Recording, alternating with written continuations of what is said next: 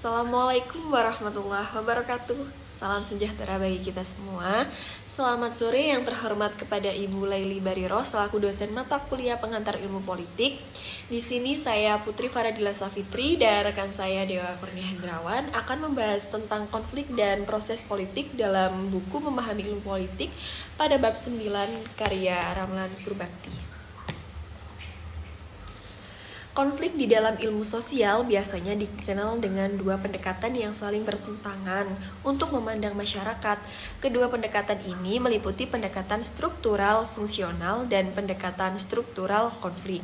Konflik terjadi antar kelompok yang merebutkan hal yang sama, tetapi konflik akan selalu menuju ke arah kesepakatan. Definisi konflik dalam ilmu politik biasanya dikaitkan dengan kekerasan seperti kerusuhan, kudeta, dan terorisme. Akan tetapi tidak semua konflik beraspek politik atau berimplikasi politik.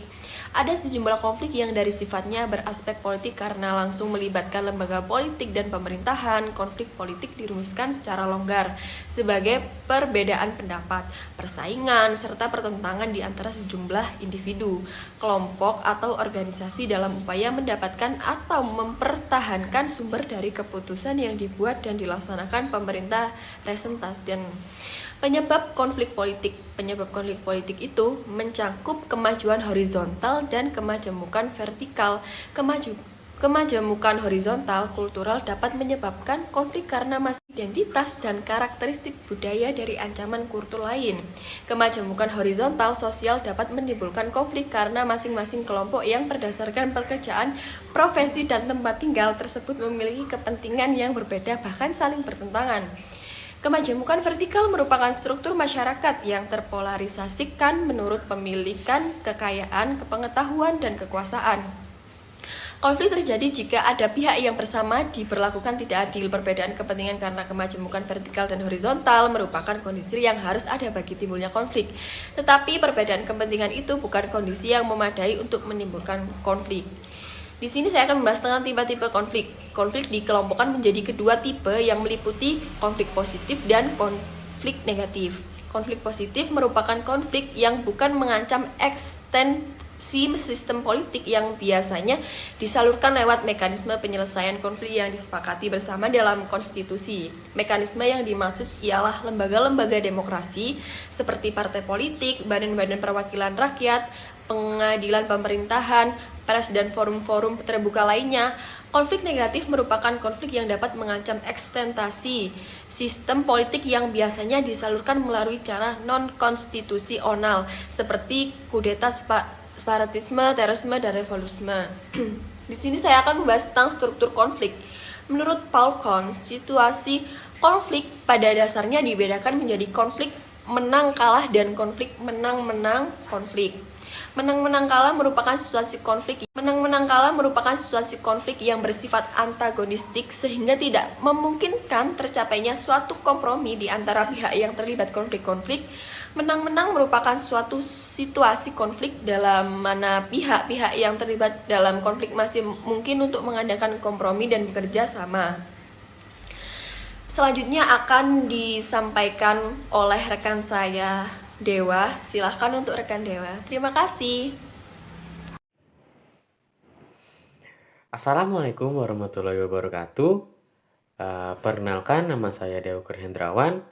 Di sini saya akan melanjutkan pengertian konflik yang sudah dijelaskan oleh rekan saya, rekan Putri Faradila Safitri.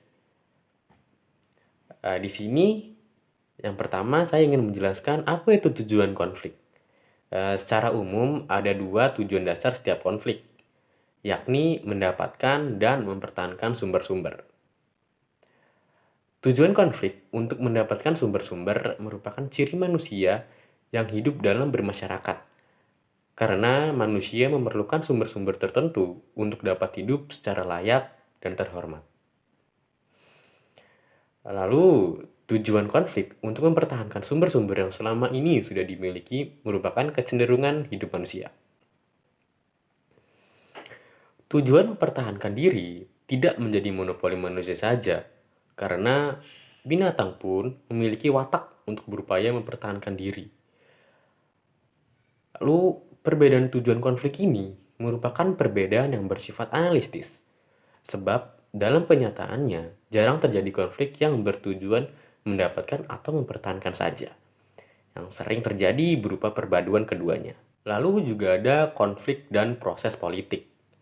Konflik merupakan gejala serba hadir dalam kehidupan manusia, bermasyarakat, dan bernegara.